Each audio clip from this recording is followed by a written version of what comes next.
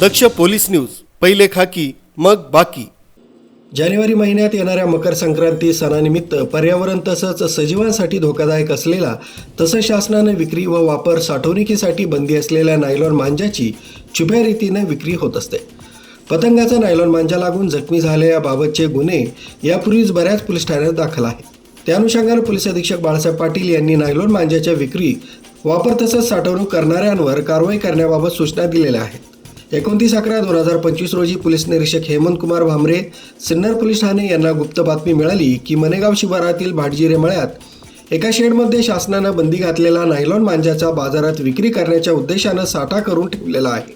त्याप्रमाणे पोलीस निरीक्षक हेमंत कुमार भामरे यांनी पोलीस ठाण्याकडील पोलीस हवालदार समाधान बोराडे, नितीन डावकर, पोलीस कॉन्स्टेबल कृष्णा कोकाटे, आप्पासाहेब काकड, प्रशांत सहाने असं पथक तयार करून त्यांना बातमीप्रमाणे खात्री करून कारवाई करण्याबाबत आदेशित केलं होतं।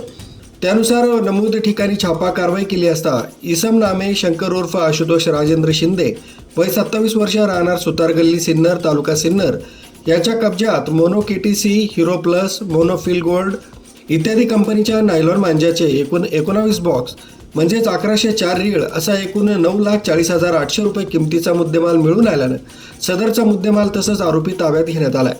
आरोपी शंकर उर्फ आशुतोष राजेंद्र शिंदे, वय 27 वर्ष याच्या विरोधात सिन्नर पोलीस ठाण्यात गुन्हा दाखल करण्यात आलाय।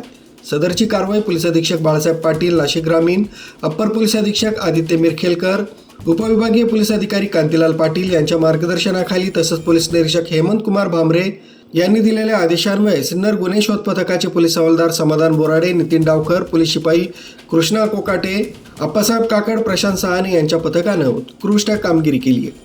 पुढील तपास हेमंत तांबडे हे करीत आहेत।